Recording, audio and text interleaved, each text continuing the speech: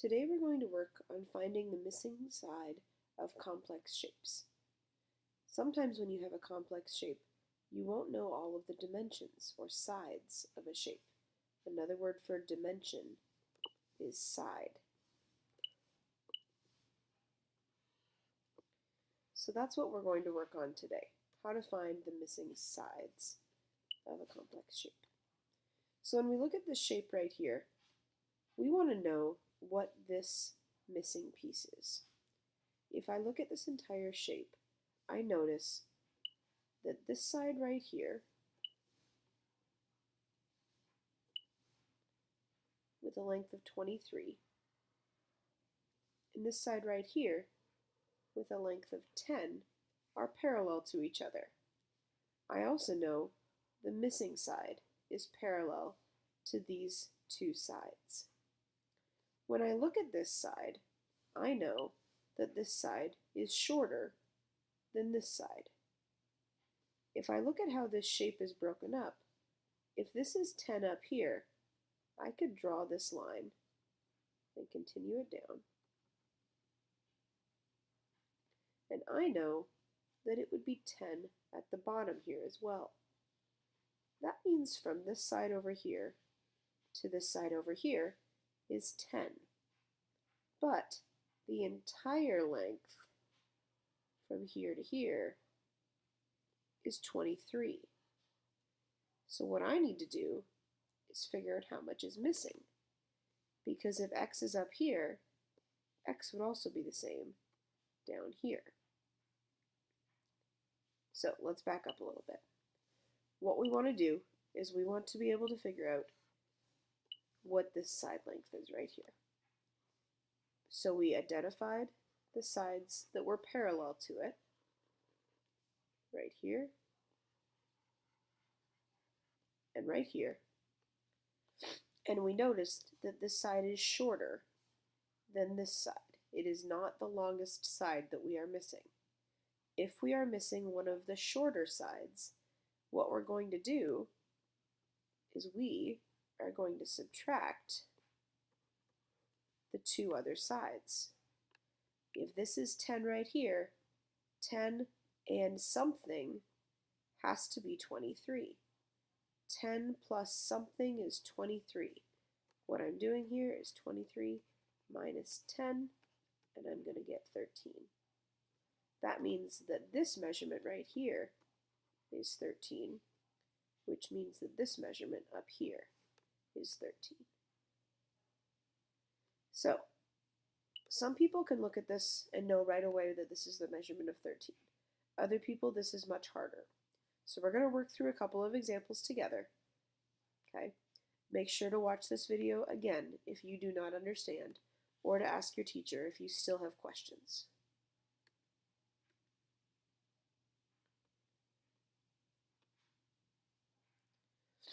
If I look at this shape right here, one of the things that I notice when I look at what I'm trying to find here, I want to be able to identify that I am finding this side right here. It's where x is. So what I want to be able to do now is to be able to identify the sides that are parallel to it. This side is parallel to it, and this side is parallel to it. Now, when I look at what x is compared to these other sides, I notice that x is the longest side. It's longer than this piece right here. If I brought this piece over, okay, if we dragged it over here and made a rectangle, this would be 7.4 right here. And if I brought this piece over right here, this would be 4.1. So instead of subtracting, like I did in the last problem to find a shorter side, because I'm trying to find a longer side, I actually need to add these two together to find the total distance. So I'm going to take 7.4 and add it to 4.1,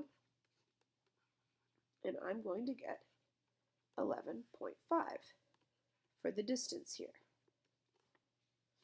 Now when I look at my answer and I think, does that answer make sense? If this part right here is 7.4, this part right here has to be longer than 7.4. because according to what we know about rectangles, if this is 7.4 here, this distance right here would also be 7.4. And this would be 4.1. So this distance is the total of the two, which is 11.5.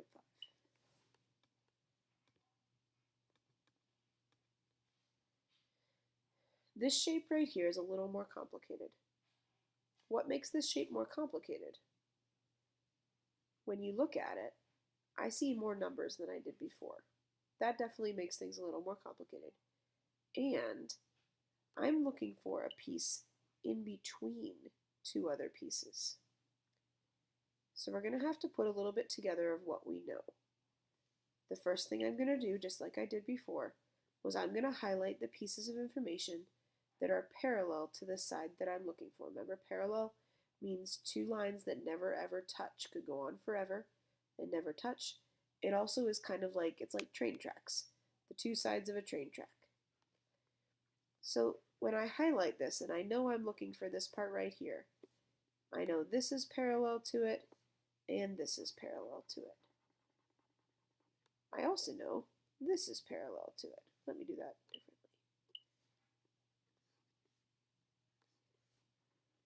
These are parallel.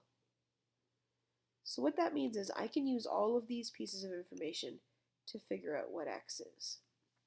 So what I'm going to do here is I'm going to drop these, I'm going to bring this 10 across. I'm going to use what I know about a rectangle. I'm going to make this come over here, and this is a measurement of 10 right here. So from the edge of the shape to right here is 10. If I bring this across right here, from here to here is x, and from here to here is 22.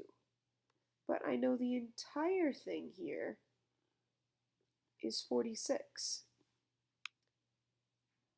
So if I know 46 is the entire length, and I'm trying to find x, if 46 is the whole way, and I've already used up 22, and I've already used up 10, I'm going to have to subtract to be able to find that x.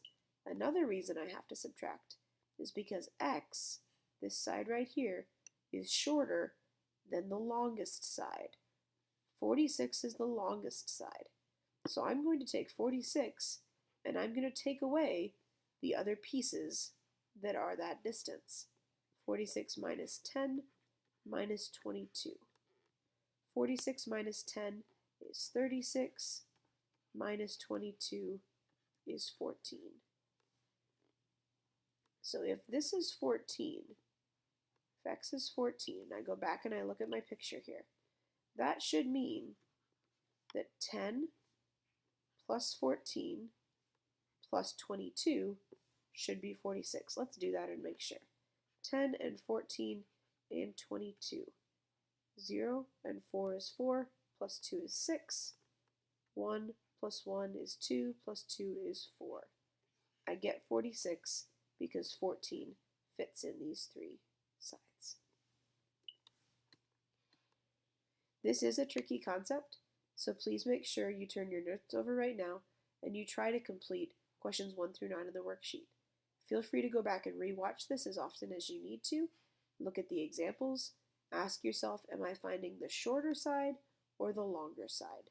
And look for the information that's parallel to the side you are missing. Good luck!